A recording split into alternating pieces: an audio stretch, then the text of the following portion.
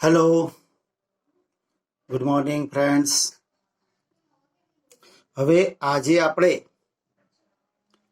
તમારા ટેક્સ્ટબુકમાં unit 3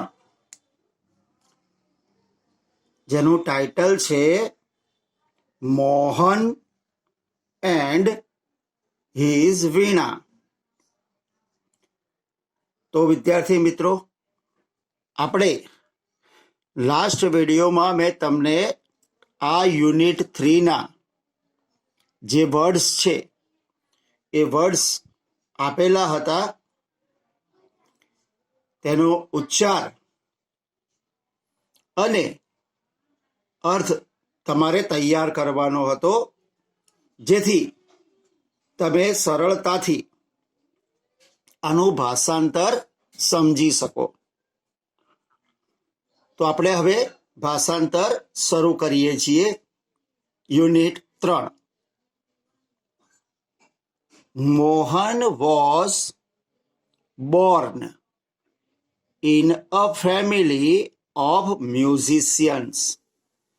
family of musicians એટલે સંગીતકારોના કુટુંબમાં.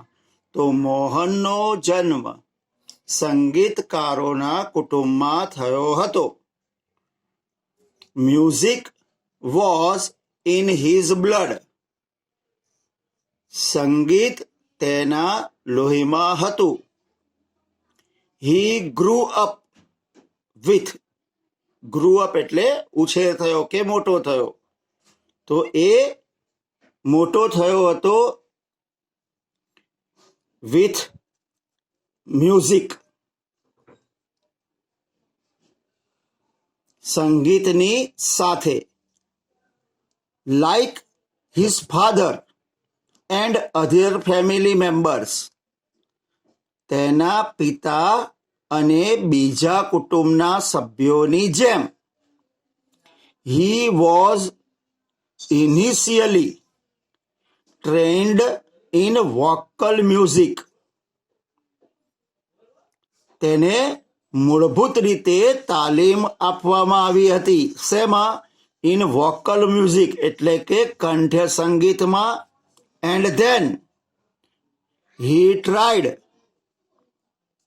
પછી એણે પ્રયત્ન કર્યો. શેમાં? His hand at the violin. એટલે પછી એણે પોતાનો હાથ શેમાં અજમાવ્યો? વાયોલિનમાં અજમાવ્યો. When he was about 10. જ્યારે એ લગભગ 10નો હતો ત્યારે. He started liking sitar. એને સિતારને પસંદ કરવાનું શરૂ કર્યું. He was also trained in it. પછી તેને એમાં પણ તાલીમ આપવામાં આવી. He played for about 3 years. એને એ લગભગ કેટલા વખત? 3 વર્ષ સુધી તે વગાડ્યું. A German lady came to stay with Mohan's family. એક જર્મન યુવતી તેના કુટુંબ સાથે રહેવા આવી. કારણ શું હતું? To learn music from his father. તેના પિતા પાસે સંગીત શીખવા માટે. It was then that. અને પછી the guitar entered his life. તેના જીવનમાં ગિટારનો પ્રવેશ થયો. He began his experiments with that beautiful instrument. પછી એક્સપેરિમેન્ટ એટલે પ્રયોગ. તેણે આ સુંદર સાધન પર પ્રયોગ કરવાનું શરૂ કર્યું. No other instrument now in my life. હવે મારા જીવનમાં બીજું કોઈ સાધન નહીં હોય. I want to play the guitar only, said Mohan to himself. પછી મોહને પોતાની જાતને કહી દીધું કે ભાઈ હવે મારા જીવનમાં બીજું કોઈ સાધન નહીં હોય. હું માત્ર ગિટાર જ વગાડીશ. Guitar took all his time. હવે એનો બધો સમય ગિટારમાં વ્યતીત થવા લાગ્યો.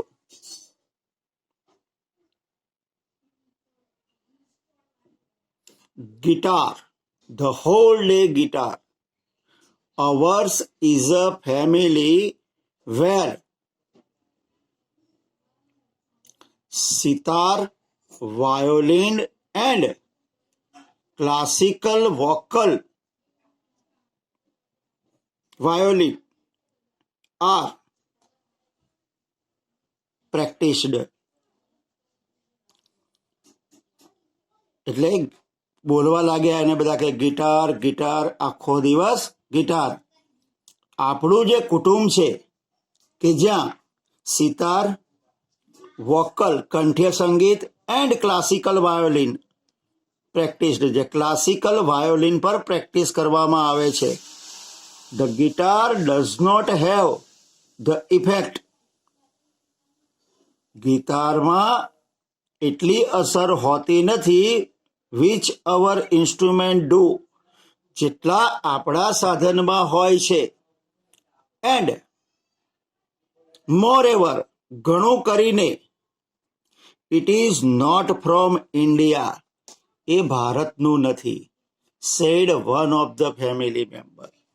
આવું કુટુંબના એક સભ્યે કહી દીધું કે ભાઈ આપણા કુટુંબમાં ક્યારેય આ પાશ્ચાત્ય સાધનનો ઉપયોગ થતો નથી. શું વગાડવામાં આવે છે આપણા ત્યાં? તો કે ભાઈ સિતાર છે, કંઠ્ય સંગીત છે, વાયોલિન છે, એવું બધું.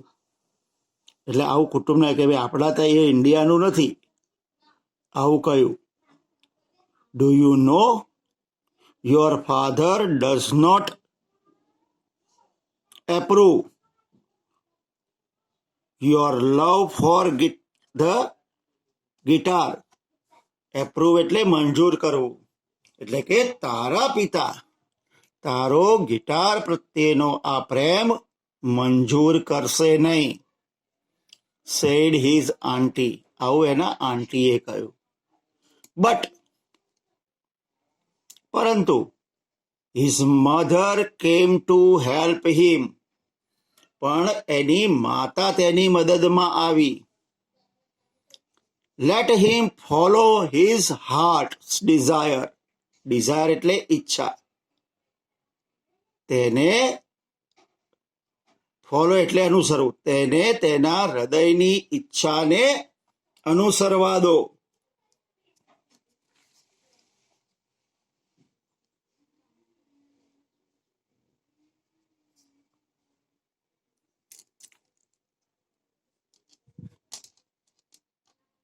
She declared, તેણે જાહેર કર્યું. Then his father started supporting him. પછી તો એના પિતાએ પણ તેને સહકાર આપવા લાગ્યા. He was overjoyed. એ અત્યંત ખુશ થઈ ગયો. And decided to modify this western instrument. Modify એટલે સુધારો કરવો. એણે આ પાશ્ચાત્ય સાધનમાં સુધારો કરવાનું નક્કી કર્યું. He tried to make it suitable for playing.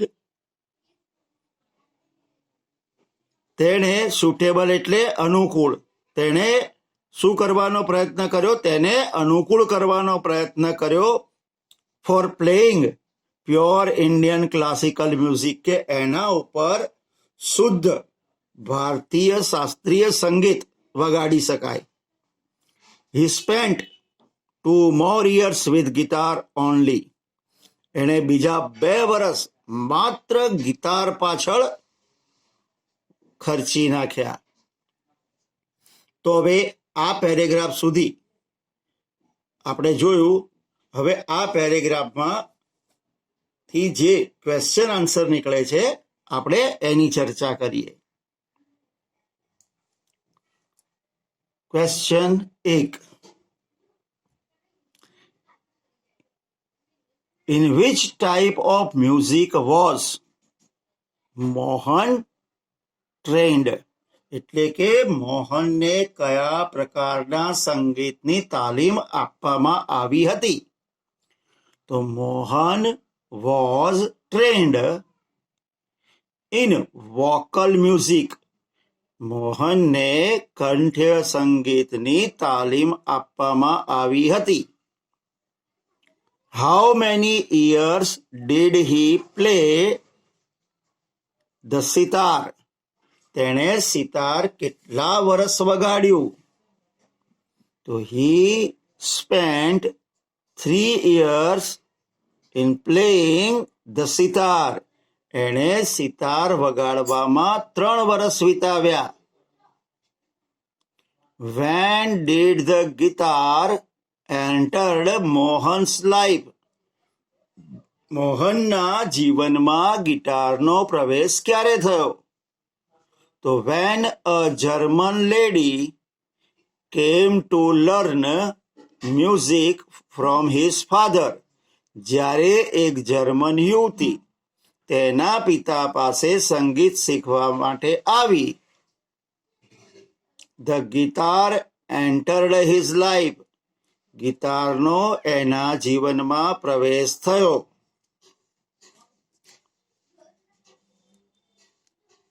ચોથું.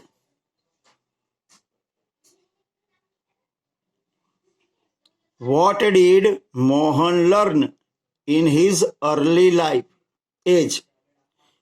મોહન એના શરૂઆતના ઉંમરમાં શું શીખ્યો? તો Mohan learned the violin and the sitar. Mohan violin અને સિતાર શીખ્યો.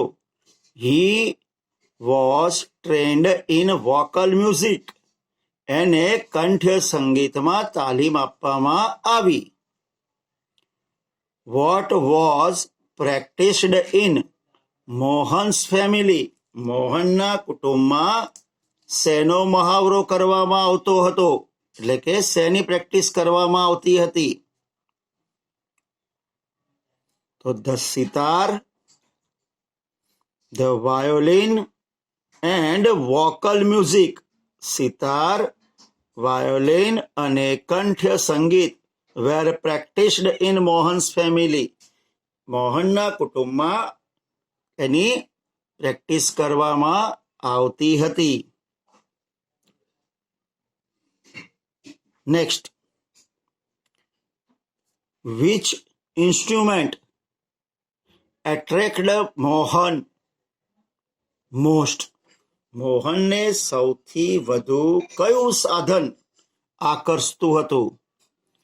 The guitar attracted Mohan most. એટલે કે ગિટાર મોહનને ખૂબ જ આકર્ષતું હતું. 7મો સવાલ. Who helped Mohan when his family members opposed him? જ્યારે મોહનના કુટુંબીજનોએ એટલે કે કુટુંબના સભ્યોએ વિરોધ કર્યો ત્યારે કોણે મદદ કરી? તો મોહન્સ મધર હેલ્પડ હિમ. મોહનની માતાએ તેને મદદ કરી. when his family members opposed him. જ્યારે એના કુટુંબના સભ્યોએ તેનો વિરોધ કર્યો. Next. How many years did Mohan spent with guitar? Guitar સાથે પછી મોહને કેટલા વર્ષ વિતાવ્યા? Mohan spent 2 years with the guitar. મોહને 2 વર્ષ પછી ગિટાર પાછળ વિતાવ્યા. તો આ જે પેરેગ્રાફ આપણે શીખ્યા હતા એમાંથી નીકળતા આ 8 સવાલ હતા. હવે ફરી પાછો આપણે આપણો પેરેગ્રાફ આગળ વધારીએ. વન ઇવનિંગ, એક સાંજે, there was a gathering of close family friends. તેના નજીકના કુટુંબના મિત્રોનો મેળાવડો થયો હતો. ઇન ધીસ સ્મોલ ગેધરિંગ, આ નાનકડા મેળાવડામાં મોહન્સ બ્રધર, સિસ્ટર એન્ડ નેવ્યુઝ, મોહનનો ભાઈ, બહેન અને ભત્રીજાઓ, who were also performing artists, જે લોકો સ્ટેજ પર સંગીત આપતા હતા, were also performing artists played music on their classical instrument. એ મેળાવડામાં એના ભાઈ, બહેન, ભત્રીજા, જે લોકો પરફોર્મિંગ આર્ટિસ્ટ એટલે કે સ્ટેજ પર સંગીત વગાડતા હતા, એ લોકોએ પોતાના જે ક્લાસિકલ ઇન્સ્ટ્રુમેન્ટ એટલે કે મૂળભૂત આપણા શાસ્ત્રીય સાધનો હતા એના પર music વગાડ્યું.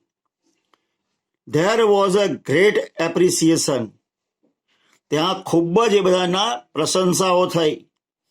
Mohan too expressed his wish to perform, મોહને પણ ઈચ્છા જાહેર કરી પોતાની કે રજૂઆત કરવાની.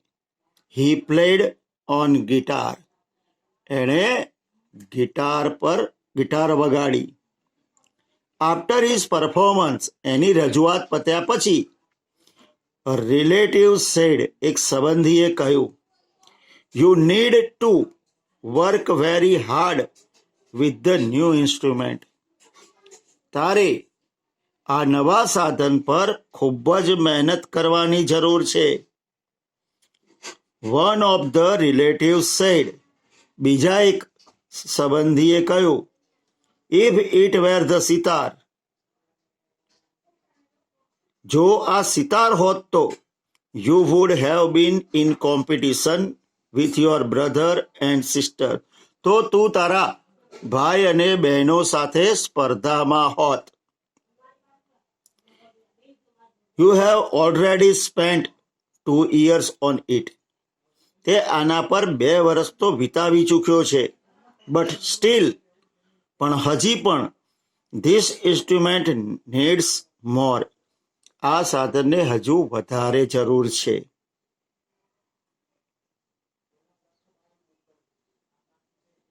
After his performance someone said, એની રજૂઆત કર્યા પછી કોઈકે કહ્યું, The sitar sound is like flowing stream. Sitar, એક જણાએ કહ્યું કે ભાઈ સિતારનો જે અવાજ છે એ વહેતા ઝરણા જેવો છે. યોર ઇન્સ્ટ્રુમેન્ટ ડઝન્ટ, તારા આ સાધનમાં ડઝન્ટ હેવ ધ ડેપ્થ, એટલું ઊંડાણ નથી.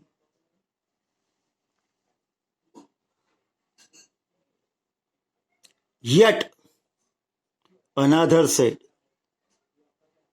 બીજાએ કહ્યું, your brother plays the violin, તારો ભાઈ વાયોલિન વગાડે છે. હિઝ સુર એન્ડ તાલ આર ઓલ્સો સો બ્યુટીફુલ, તેના સુર અને તાલ ખૂબ જ સુંદર છે. What are you doing with this instrument, તું આ સાધન સાથે શું કરે છે? મોહન વોઝ ડિપ્રેસ્ડ, આવું બધું સાંભળે એટલે એની પ્રશંસા ના થઈ એટલે મોહન હતાશ થઈ ગયો. And cried for the whole night, અને આખી રાત રડ્યો.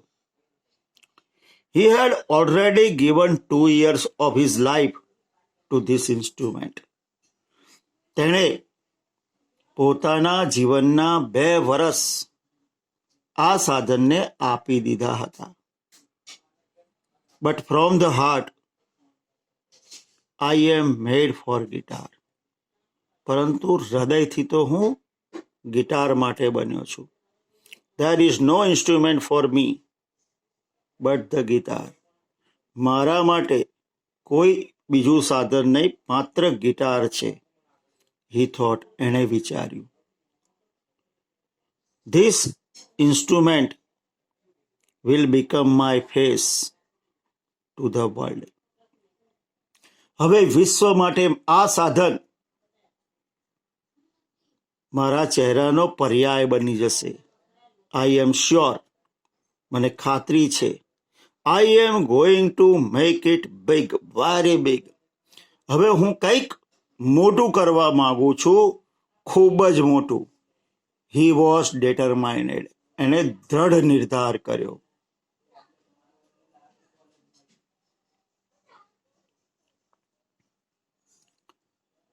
This experience took place when Mohan was only 16 years of age. હવે આ જે અનુભવ થયો હતો એ વખતે મોહન માત્ર 16 વર્ષનો હતો. ઇટ વોઝ ધ ટર્નિંગ પોઈન્ટ ઓફ હિઝ લાઈફ. આ એના જીવનનો વળાંક હતો. Mohan doubled his riyaz. એણે પોતાનો રિયાઝ એટલે મહાવરો કરવાનો ડબલ કરી લીધો. And practised for about 10 hours a day. અને આખા દિવસમાં 10 કલાક પ્રેક્ટિસ કરવા લાગ્યો. He also studied the other aspects of the guitar. એણે પછી ગિટારના બીજા પાસાઓનો પણ અભ્યાસ કર્યો. He decided incorporate speciality, technique and sound of every instrument into the guitar. પછી એણે નક્કી કર્યું, શું ઇનકોર્પોરેટ એટલે સામેલ કરવાનું, કે બીજા જે સાધનો છે એની ખાસિયતો, એની પદ્ધતિઓ, એનો અવાજ એ ગિટારમાં સામેલ કરવાનું નક્કી કર્યું. He wanted to invent something. એ કંઈક એવું બનાવવા ઈચ્છતો હતો. Gave the sound and tune of the western guitar. કે જેમાં સુર અને અવાજ તો માત્ર વેસ્ટર્ન ગિટાર એટલે કે પાશ્ચાત્ય ગિટારનો હોય, but could be played like an Indian veena. પણ એને વગાડવાની રીત ભારતીય વીણા જેવી હોય.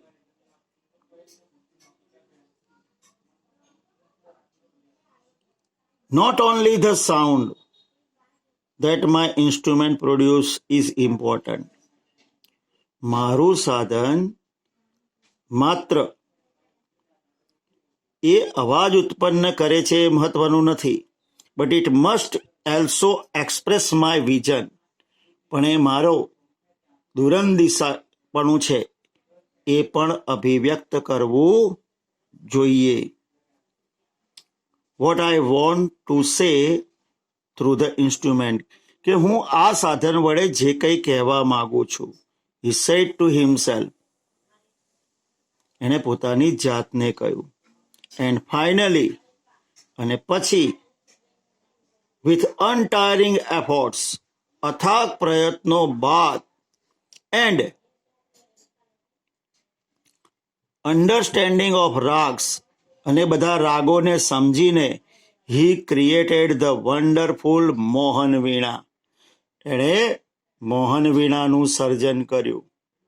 ટુડે, આજે, the world knows Mohan as Pandit Vishwamohan Bhatt. આજે હવે લોકો આ મોહનને પંડિત વિશ્વમોહન ભટ્ટ તરીકે ઓળખે છે. Winner of a Grammy award, જે ગ્રેમી એવોર્ડના વિજેતા છે.